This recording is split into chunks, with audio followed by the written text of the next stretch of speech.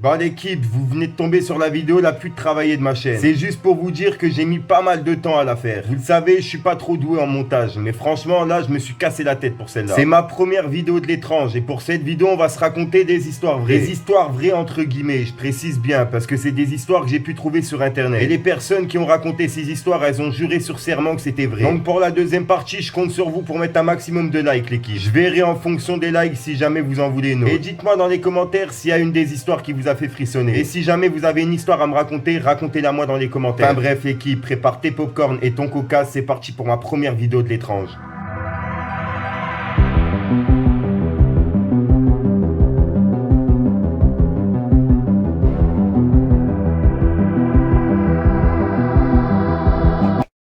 À l'âge de 16 ans, j'ai fait ma maline, à vouloir faire du spiritisme avec des copains.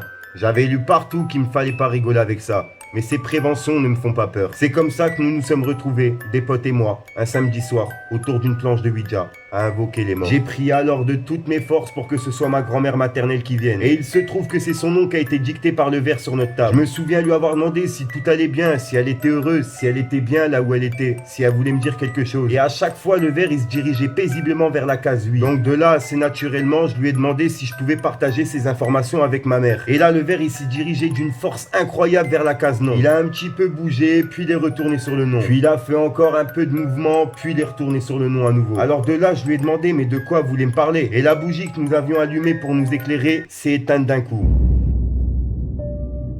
À ce moment-là, on a tous eu vraiment peur. On a hurlé et on a rallumé la lumière. Et après avoir repris nos esprits, on a décidé d'en arrêter là. Et je pensais en avoir fini, mais cette nuit-là, je dormais chez une amie. Et j'étais mort de trouille. Je me suis réveillé plusieurs fois en ayant vraiment l'impression de voir ma grand-mère au pied du lit me fixant. Mais le truc le plus choquant encore aujourd'hui quand je raconte cette histoire, c'est que le lendemain au réveil, j'ai vu que j'avais reçu plusieurs appels de ma mère, qui avait fini par m'envoyer ce SMS glaçant. Ma fille, je suis très triste. Parce que ta grande-tante, ma tante, est morte. La sœur de ma mamie était morte de manière assez brutale la nuit qui a suivi ma séance de spiritisme. Je ne vais pas aller par quatre chemins, ça m'a totalement vacciné de la pratique de spiritisme. Et je n'ai jamais réessayé après ça.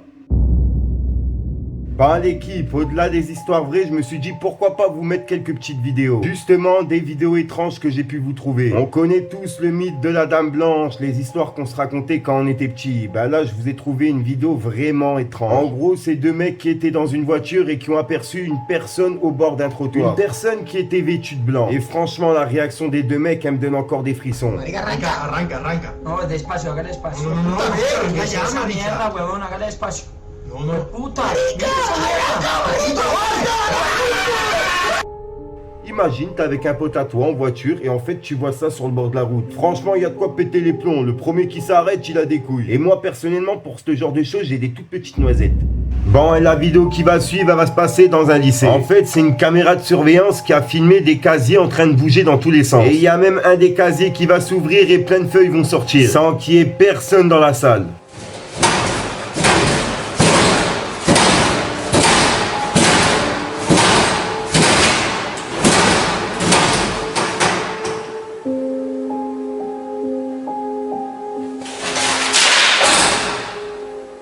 Après moi des trucs comme ça je reste vraiment sceptique, j'ai toujours l'impression que c'est du fake. Entre les fantômes, les enfants avec les yeux noirs et puis même les martiens. Car oui on n'en parle pas beaucoup mais moi personnellement j'ai plus tendance à croire à ça. Et je pense qu'on n'est pas la seule terre tu vois avec la vie humaine. Je pense qu'il y a d'autres terres avec d'autres vies. Justement des martiens etc.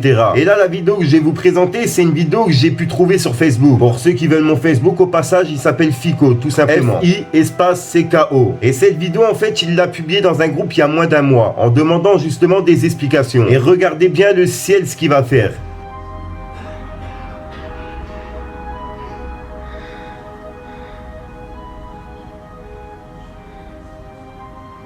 Franchement c'est chelou, ou alors son portable il a bugué, ou bien il s'est vraiment passé quelque chose. J'ai l'impression qu'il y a un tourbillon et puis tout d'un coup il y a le truc qui disparaît. On dirait que le ciel il forme un tourbillon et qu'il laisse un espace pour quelque chose. Et est-ce que ce quelque chose c'est pas un martien?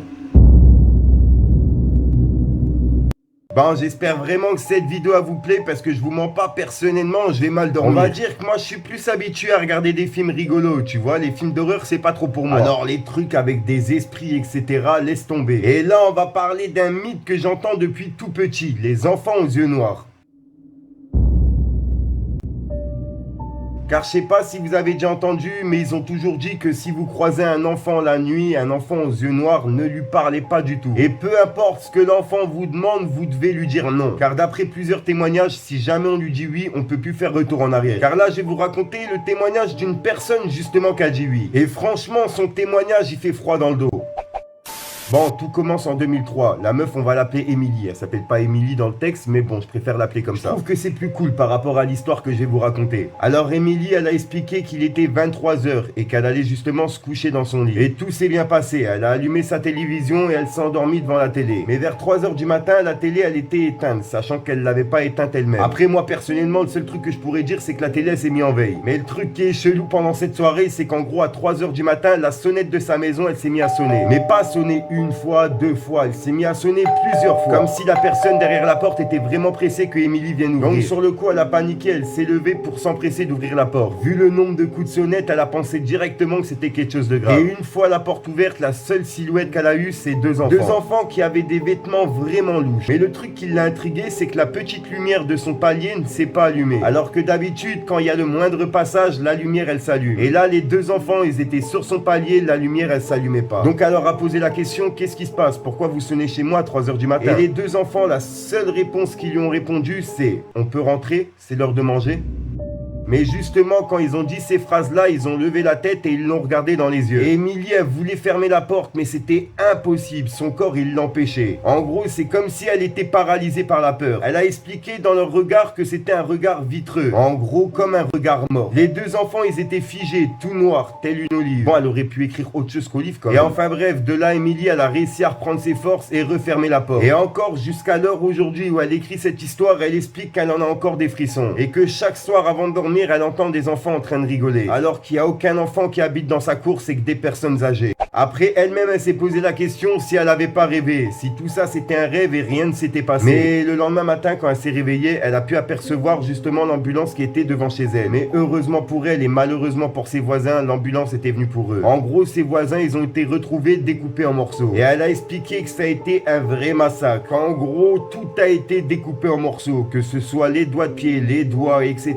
Vraiment tout. Et le seul truc qui manquait sur les deux corps qu'ils ont découverts, c'était les yeux. Donc en gros, d'après Émilie, les deux enfants auraient à voir quelque chose là-dedans. Et les meurtriers de ses voisins, ils ont jamais été retrouvés. Et rien n'est passé dans le journal, etc.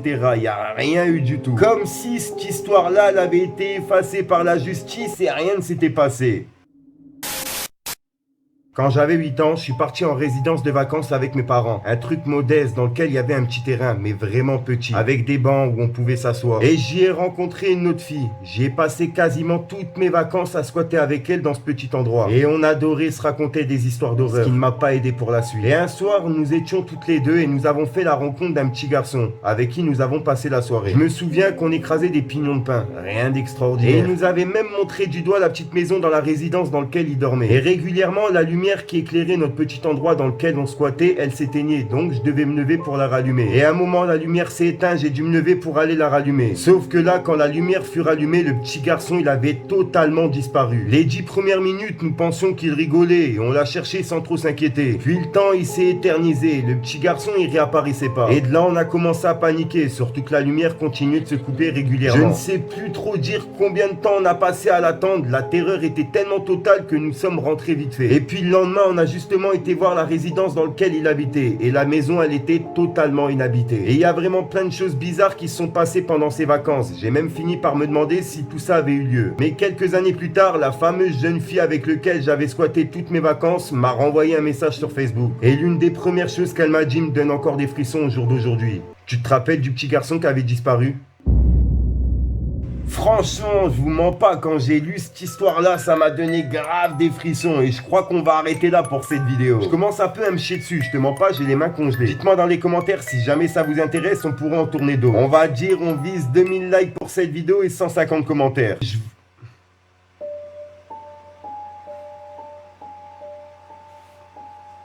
J'ai rêvé ou pas?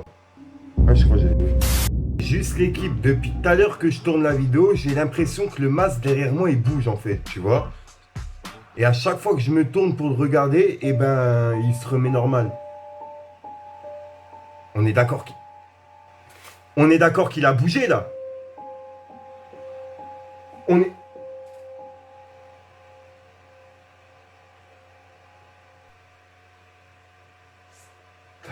Oula.